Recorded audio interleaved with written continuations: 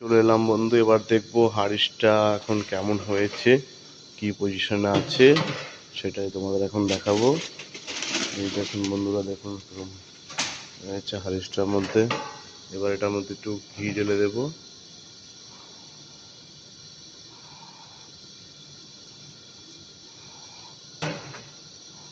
ঘি চলে যাচ্ছে।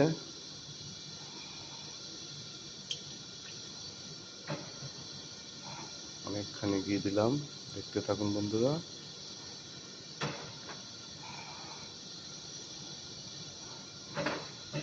এবার এটাকে নাড়িয়ে দেবো। এখন আগুন চলছে, এটা আগুন জ্বালানোই আছে।